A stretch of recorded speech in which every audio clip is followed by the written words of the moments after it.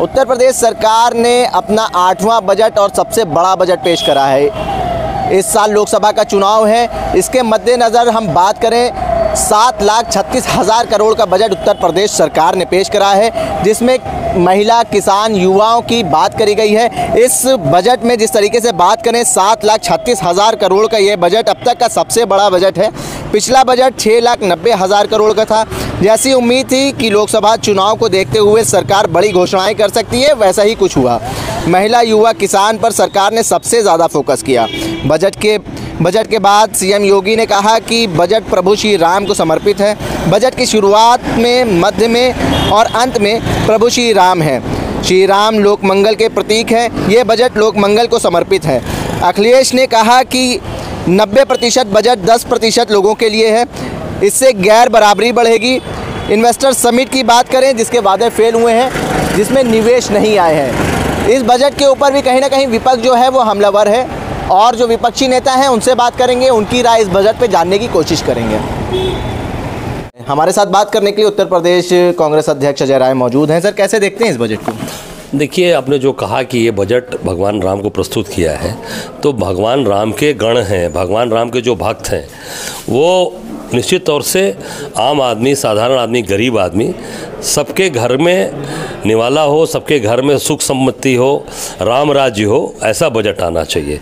ऐसा बजट नहीं आना चाहिए जिससे कि भगवान के भक्त ही बेचारे परेशान हैं।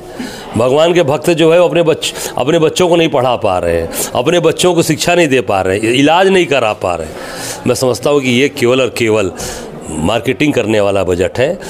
किसान की बात नहीं है, नौजवान की बात नहीं है, महिलाओं की बात नहीं है, व्यापारियों की बात नहीं है। किसकी बात है?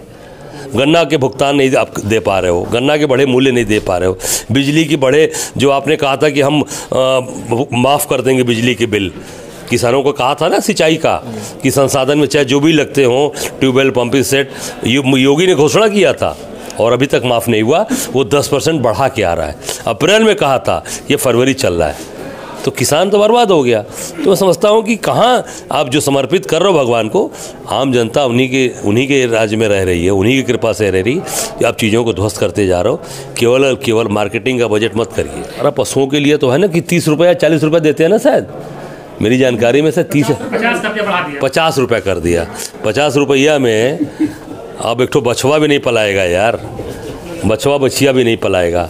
आप किसी भी आप देख लो, कोई जानवर को पालने में, गाय या भैंस को, किसी भी साढ़ को देख लो, 50 रुपये में पल जाएगा।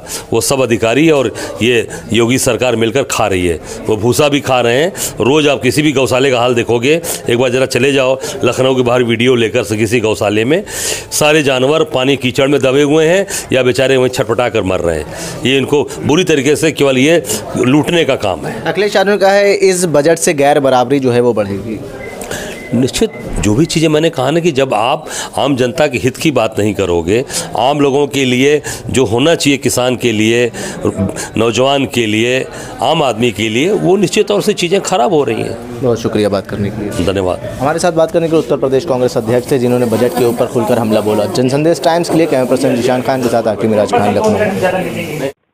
चाहे वो आर्थिक गैर बराबरी हो, चाहे सामाजिक गैर बराबरी हो, तो सबका साथ सबके विकास के नारे में ये केवल बजट 10% संपन्न लोगों के लिए बना रहे हैं।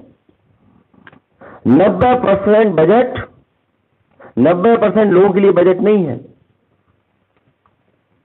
ये 90% बजट का पैसा 10% लोगों पर, और बजट का 10% 90% लोगों के लिए। ये सरकार पहले दिन से कर रही है, और इसका परिणाम यही होगा कि गैर बराबरी बढ़ेगी, खाई बढ़ेगी, अमीरी गरीबी के बीच में दूरी बढ़ेगी। और जो सरकार कह रही थी कि 40 लाख करोड़ का इन्वेस्टमेंट आया, निवेश आया है, पहले पन्ने पे लिख रहे हैं इन्वेस्टमेंट समिट के माध्यम से 40 लाख करोड़ रुपए से अधिक के निवेश प्रस्ताव प्राप्त हुए हैं, जिनसे 101 करोड़ 10 लाख लोगों को रोजगार मिलेगा। ये नौकरी नहीं है, ये रोजगार है। ये रोजगार की गारंटी भी नहीं है, क्योंकि निवेश नहीं आया है, और अगर निवेश आया होता तो दिखता कहीं ना कहीं। ये हर बार एम्प्लॉयमेंट रेट की बात कहते हैं, ईज ऑफ डूइंग बिजनेस की बात करते हैं। इस उत्तर प्रदेश में ईज ऑफ डूइंग बिजनेस नहीं हो रहा है, ईज ऑफ डूइंग क्राइम चल रहा है, ईज ऑफ डूइंग चीटिंग चल रही है। और करप्शन का तो ऐसा उदाहरण है कि विधानसभा से लेकर के जितनी भी नौकरी निकली हैं, एक सबसे बड़ा चीटर पकड़ा गया। कंट्रोल किसको कर रहे हैं? न्यूज को। कंट्रोल करप्शन को नहीं कर रहे हैं, कंट्रोल किसको कर रहे हैं? कि जो इस जालसाजी में शामिल था उसकी तस्वीर न छप जाए भारतीय जनता पार्टी के नेताओं के साथ, उसको कंट्रोल कर रहे हैं। कंट्रोल करप्शन का नहीं कर रहे हैं। तो ईज ऑफ डूइंग बिजनेस नहीं चल रहा है, यहां पर ईज ऑफ डूइंग करप्शन चल रहा है, ईज ऑफ डूइंग चीटिंग चल रही है, ईज ऑफ डूइंग क्राइम चल रहा है। और क्राइम का तो ऐसा है कि सरकार उसको भी छिपा रही है, आंखों को भी। मैं बड़ी जिम्मेदारी के साथ कह रहा हूं कि सबसे ज्यादा जो पीड़ित, दुखी या जिसके साथ अन्याय हो रहा है, भेदभाव हो रहा है, वही 90% पीडीए लोग हैं, जिनकी थानों में रिपोर्ट नहीं है, जिनकी कोई सुनवाई नहीं है। एक थाने से दूसरे अधिकारी, तीसरे अधिकारी और टॉप के अधिकारियों तक मिलने जाते हैं। और इस आंकड़े को अगर आप और साबित करना चाहें तो कोर्ट से एफआईआर मजबूर है लिखवाने के लिए।